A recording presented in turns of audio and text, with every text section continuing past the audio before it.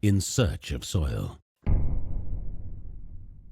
Adding the carbon to the soil in this recalcitrant form. So it's not going to be food for microbes right away. They're not going to go in and try and digest this. Fungi aren't going to go after it right away. I'm putting carbon in the soil, which is beneficial for a few reasons as I see it. You're taking carbon out of the atmosphere and you're sequestering it in the soil. But there's other benefits happening in the soil, and I'll let you speak on that. So when you put that carbon down, you tie it up from going into the air. What's happening in the soil? How are you getting benefit from that compared to, say, compost carbon, which becomes a microbial food source? Excellent question, and thanks for directing it a little. The biochar, and if anyone who watches this, I would suggest they just do a Google search on images, biochar, and look and see what the biochar looks like under an electronic microscope. You'll come up with literally thousands of pictures of how you make it, different kilns, but the pictures under an electron microscope are very revealing. It's a honeycomb structure. Biochar in itself, if I were to take and put a teaspoon of biochar or tablespoon in my hand of biochar, it would have the surface area of about a football field. It is an enormous surface area. It's more air, more space. It also absorbs moisture. It is that surface area in that space becomes a home for bacteria inhabit it. Mycelia, the bacteria is Bacteriidae, and what they do in their life, mycelia then will go and take the nutrients. Biochar is negatively charged, so biochar will attract to itself positively charged ions.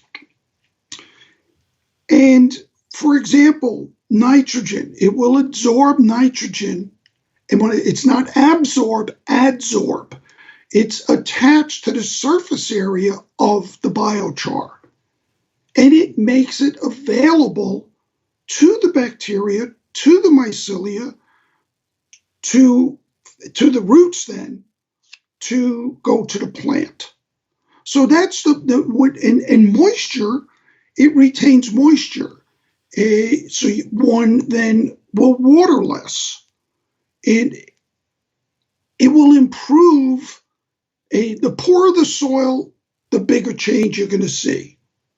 However, it does improve both the fluffiness of your soil, and it's more of this relationship between what the biochar does in the soil. One of the things it does is it has a negative priming effect.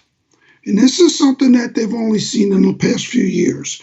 So for example, when one puts compost in the soil, that carbon, the organic matter in the soil, will break down and release to the atmosphere.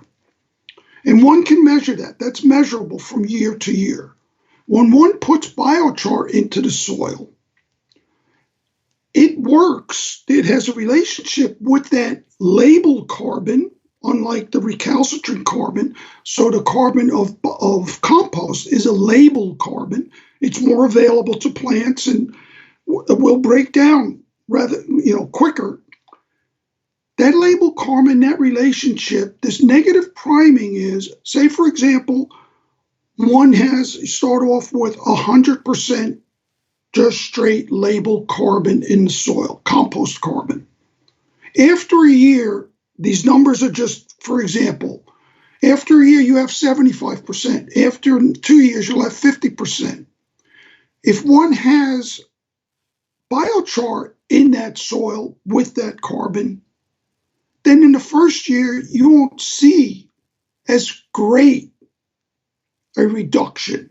So your soil organic carbon is more stable and more long-lived.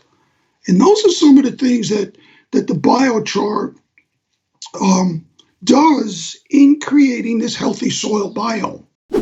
Hi, everybody. Thanks for watching. Subscribe here to get the latest from the show. Also, be sure to check out some of the great clips and watch the full interviews right here on In Search of Soil.